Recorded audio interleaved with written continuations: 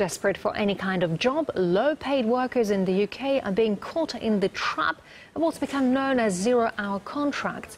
RT's Polly Boyka looks at a world where employment doesn't mean there's any work or any money.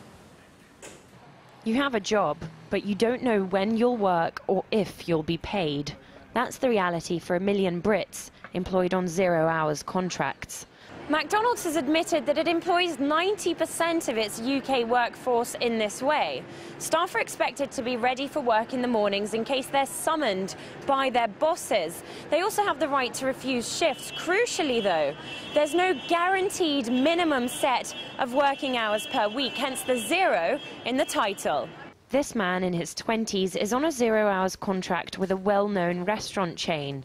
Every morning he waits for the call telling him whether or not he'll have work. You're not really in charge of your own destiny, as it were, while you're working there. To be able to one week say, well, we're not going to make that much profit this week, so actually we're going to try and do it on as minimum staff as we can.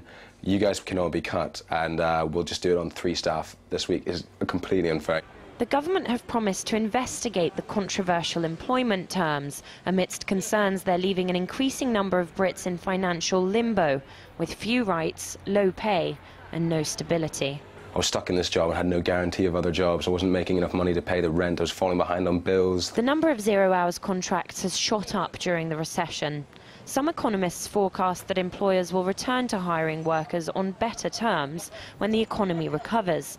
The trade unions aren't buying it. In recent months and years, we have started to see a growth of zero-hours contracts, particularly amongst public sector workers. No longer are these small groups of workers who are employed on temporary, casual employment. Now, in some sectors, this type of abusive employment relationship is becoming the norm. McDonald's, Sports Direct, Domino's and even Buckingham Palace are zero-hours employers.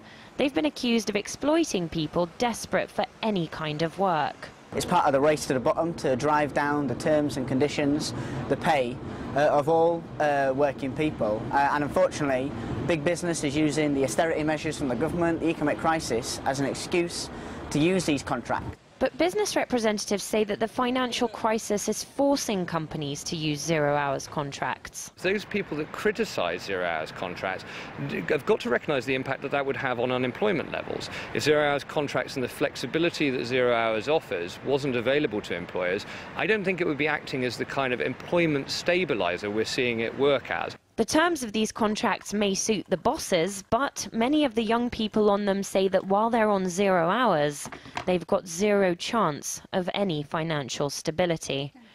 I think they have the wrong name. No, I think they should sound. I think they shouldn't sound any less extreme than they are, because whilst it doesn't happen that you don't have many zero hours, you can sort of expect that at some point you may do. Polly Boyka, RT, London.